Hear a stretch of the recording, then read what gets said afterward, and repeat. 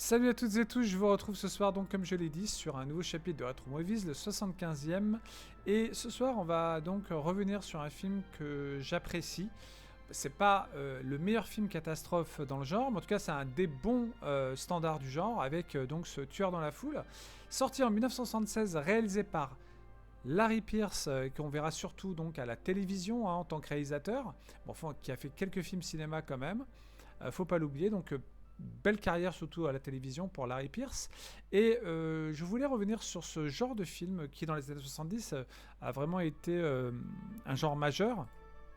Quel que soit le type de catastrophe, alors là, la catastrophe, il est question d'un tireur fou en fait, un sniper, dont on ne connaîtra pas spécialement les raisons de son acte, mais en tout cas c'est un film donc qui fait partie donc de ces films comme je dirais toutes ces vagues de films catastrophes, notamment sur des tueurs comme ça, comme celui dont je parlerai bientôt dans cette rubrique Retro Movies, excellent aussi, enfin en tout cas mieux, aussi bien que celui-ci je dirais, qui s'appelait Le Toboggan de la Mort, et j'y reviendrai.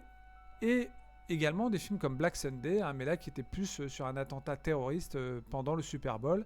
Et là, c'est pendant un événement donc également lié au sport américain. Donc je crois que c'est du football également. Oui, c'est du football bien sûr. Voilà donc dans un stade immense de près de 100 000 personnes où donc un tueur a décidé de porter un coup fatal à plusieurs personnes dans la foule. Et pas spécialement pour tuer, je dirais, un homme politique ou quoi que ce soit. C'est pas un acte politique, pas du tout. Donc on va l'apprendre au fur et à mesure du film. C'est pas un spoil.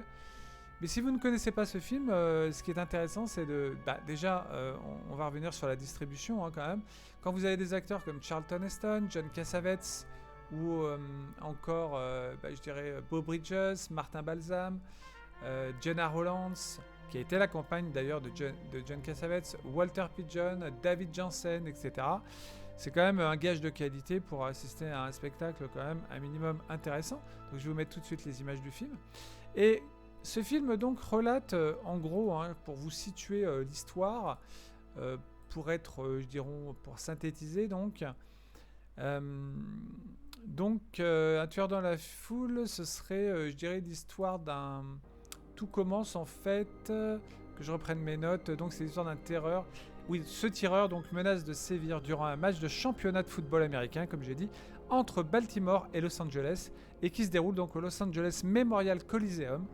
Voilà, et donc des équipes d'intervention de la police sont mobilisées pour retrouver le tueur avant que celui-ci ne passe à l'acte, en tout cas de l'identifier avant qu'il fasse, on va dire, un massacre.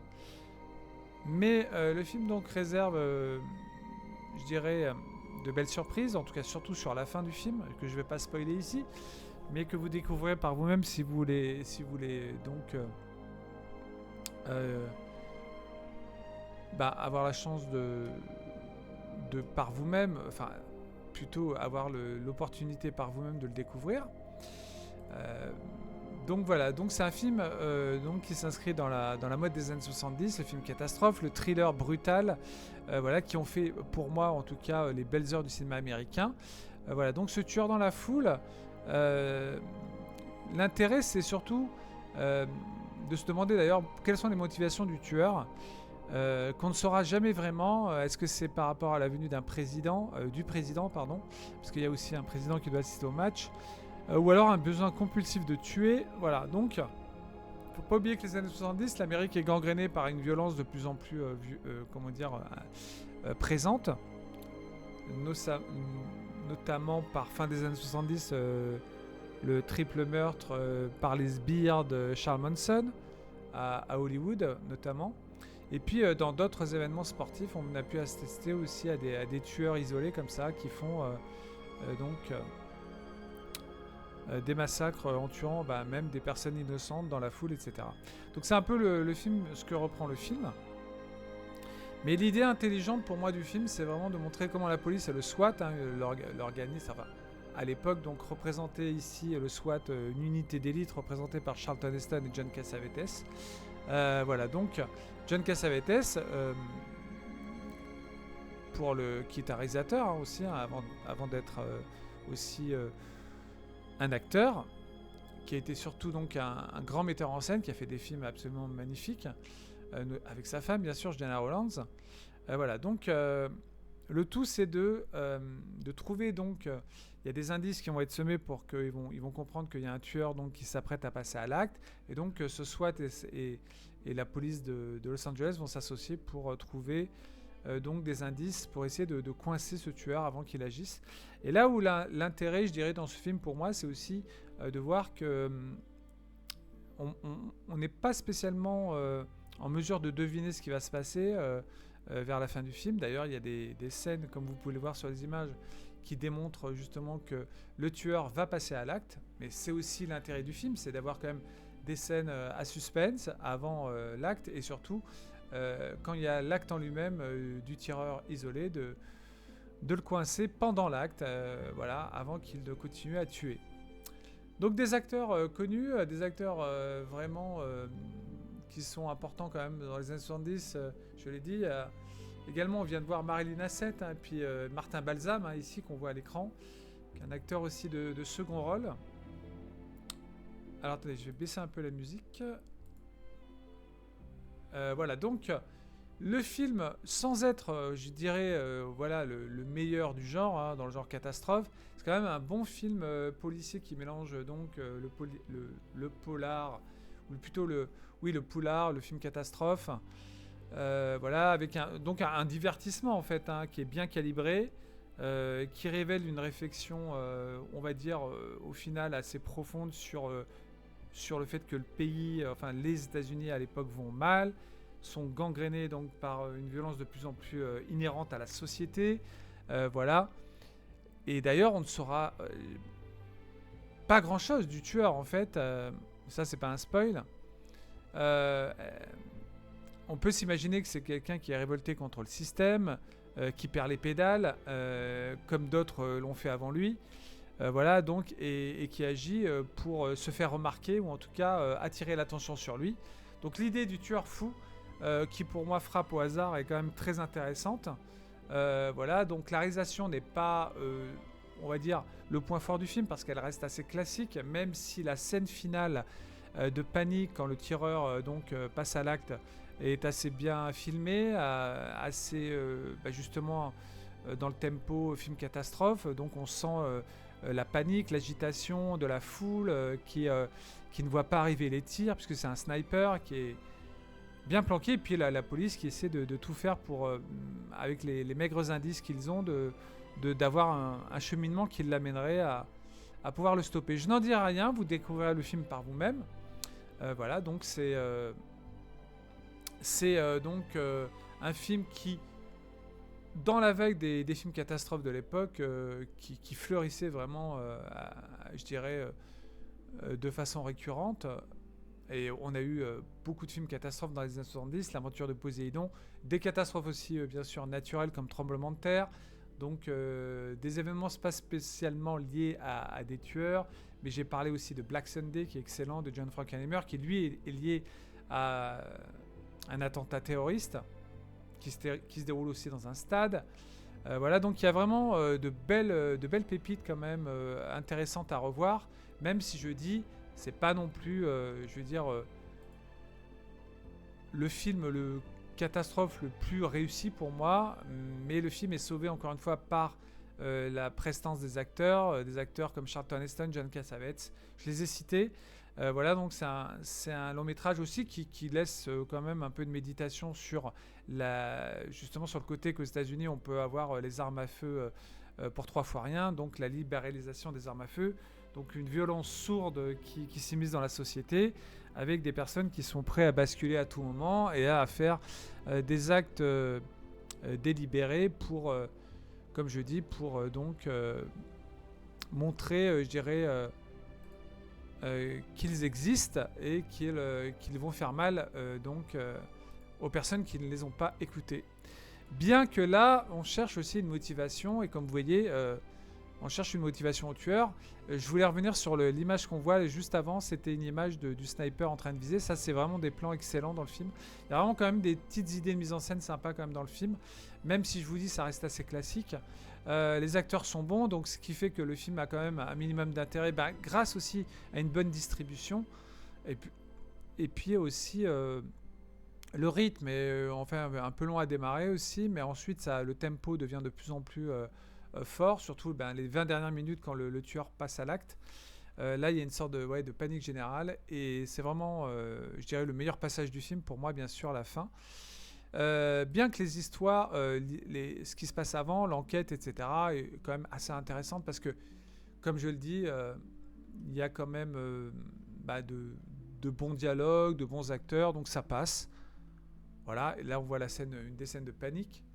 Et ce que je voulais dire aussi également, je vais vous passer maintenant quand même les images, enfin plutôt pas les images, mais je veux dire le trailer du film, que vous ayez aussi donc une idée du rythme. Alors attendez, je vais juste mettre donc le trailer, voilà. Et puis je vais vous mettre toujours sur la musique de Charles Fox, évidemment. Et voilà. Et donc voilà. Donc vous avez ici, sans spoiler, donc les images que je vais commenter. Donc sur cette bande annonce, on voit ici donc les images du sniper qui se prépare donc à tirer dans la foule ou à tirer sur les joueurs, qui choisit ses cibles en fait, un peu comme ça, sans vraiment savoir, nous spectateurs, qui il va viser. Voilà, donc vous voyez quand même la distribution, c'est quand même du lourd. C'est ce que j'aime aussi dans les années 70, aussi dans les films américains, c'est qu'il y avait vraiment des bons castings quand même. On pouvait très facilement se fier quand même au choix des producteurs pour avoir quand même des castings à la hauteur. Voilà, Charlton Heston, qui était quand même un acteur très très connu, bien sûr, à l'époque, pour tous les films qu'il a fait. Voilà, donc Cassavetes, bien sûr, brillant réalisateur également, faut pas l'oublier, avec sa femme Jenna Holland, qu'il a fait tourner dans pas mal de ses films. Donc je vais revenir aussi sur le réalisateur Larry Pearce. Alors vous voyez, là vous voyez une des scènes d'action du film avec une des scènes de panique, je continue le trailer. Vous voyez, donc ça c'est assez bien fait, je trouve, dans l'ensemble. On assiste quand même à des belles scènes de panique, des gens qui bien sûr dans la panique s'écrasent, n'hésitent pas à se marcher les uns sur les autres, donc ce qui crée carrément, au-delà des morts qui sont visés par un sniper, vous avez aussi des gens qui se font écraser, donc qui meurent par écrasement. Voilà, donc c'est un film vraiment très, très correct pour l'époque dans le genre, qui fait partie encore de cette mouvance justement de films qui méritent d'être vus, parce que le cinéma américain des années 70, dans ce genre-là précisément, était quand même assez riche. Et puis il y avait des belles petites surprises. Voilà, donc Un tueur dans la foule fait partie de ces surprises. Même si moi, je dirais que j'aurais tendance à choisir d'autres films du genre que j'aime beaucoup, comme Black Sunday, qui pour moi est supérieur à celui-ci. Et j'y reviendrai prochainement sur Black Sunday.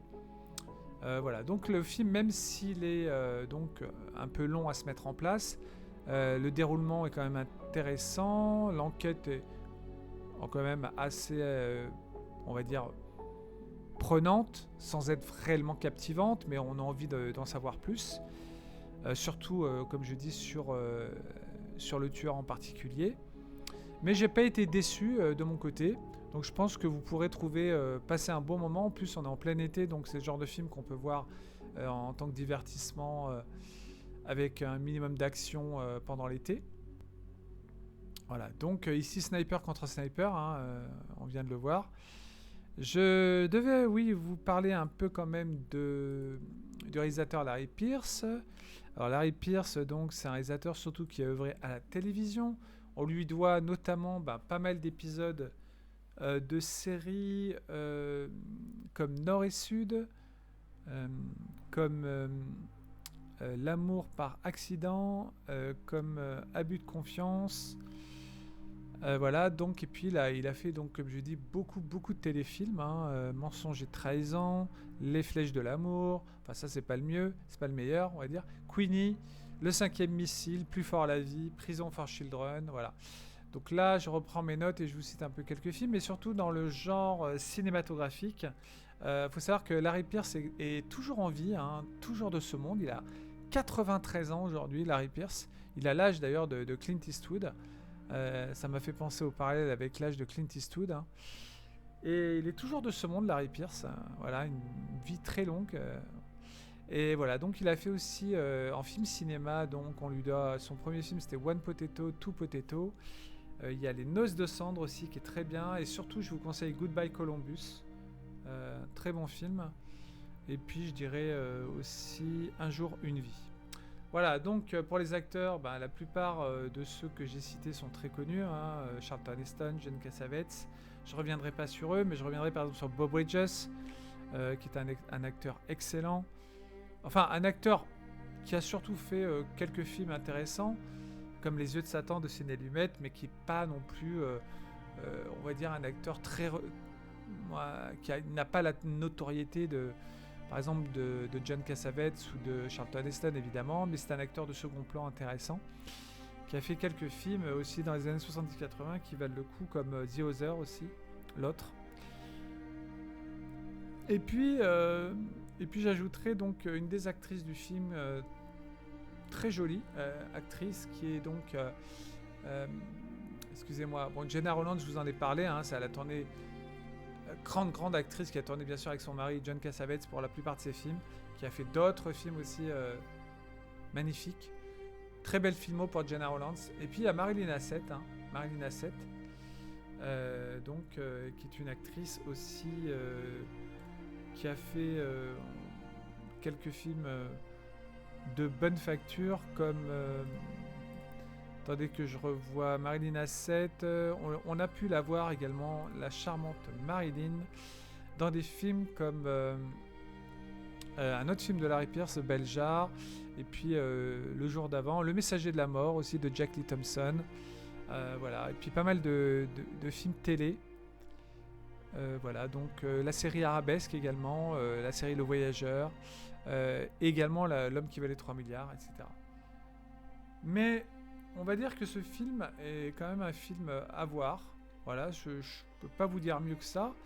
C'est un film vraiment qui vaut le coup d'être vu, que moi je vous conseillerais.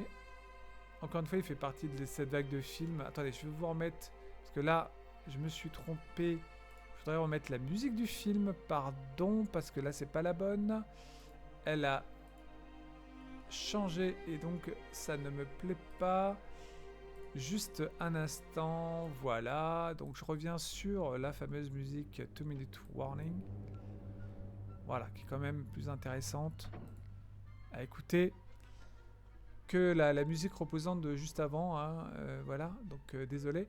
Donc ce que je voulais dire, c'est que pour finir, hein, et pour conclure, donc l'avantage du cinéma des années 70, encore une fois, alors là c'est le cinéma américain en l'occurrence, c'est qu'il était, c'était un cinéma généreux, un cinéma justement qui offrait quand même la part belle au spectacle, qui pensait d'abord au spectateur justement, à celui qui allait dans les salles obscures pour découvrir quand même des objets, des films qui soient un minimum divertissants, avec quand même des beaux castings. Et ça, on peut vraiment le noter du fait que, tout comme dans le cinéma français, hein, qui a fait de très bonnes comédies d'aventure à l'époque et tout, le cinéma, comme j'ai dit, des années 70, d'ailleurs dans les deux films dans lesquels, sur lesquels j'ai parlé récemment, là, notamment Le Trio Infernal, était aussi, dans un autre genre, une preuve que le cinéma français à l'époque était aussi un des meilleurs, avec le cinéma américain, donc catastrophe et tourné vers le thriller, le drame, comme ça, comme l'histoire de ce tueur fou, de ce sniper fou, on va dire, avec ce 2 minutes warning, donc 2 minutes, pardon, warning, qui donc nous rappelle que voilà, le cinéma de genre, c'était avant tout penser donc aux spectateurs des salles de cinéma qui avaient besoin de se divertir. Enfin, évidemment, là, c'est un drame, hein, avant tout, c'est quand même l'histoire d'un tueur qui tire quand même, qui tire sur des gens un peu partout, mais pas seulement, peut-être, vous le verrez bien. Voilà, donc je vous invite vraiment à découvrir ce petit film de bonne facture de ce réalisateur, Larry Pierce. Et puis voilà, donc c'est tout ce que j'avais à vous dire. Sinon, ben, tentez. C'est vraiment sympathique à voir. Surtout en cette période d'été, voilà, voir des films comme ça, ben, ça peut faire passer une soirée, voilà, on va dire, qui en tout cas peut vous changer, je dirais, les idées pour se replonger dans ce cinéma-là de genre des années 70, très riche en termes de films catastrophes. Ici à base d'un tueur fou qui agit pendant un match de football américain.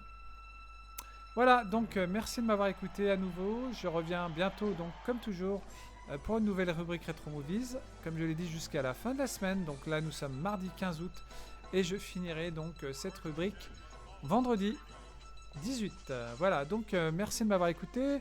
Moi, je continue donc à profiter de mes vacances. Et je vous dis à très bientôt sur la chaîne. Et puis n'oubliez pas, même pendant mes congés, vous pouvez toujours consulter les vidéos de la chaîne pour vous rendre compte des vidéos que je fais, que ce soit celles donc enregistrées donc comme celle-ci ou des vidéos qu'on a pu faire jusqu'à aujourd'hui en direct, en live donc avec des invités. Merci à tous de m'avoir écouté. Je vous dis à très bientôt sur la chaîne et bonne fin de soirée. Et surtout bonne fin de semaine.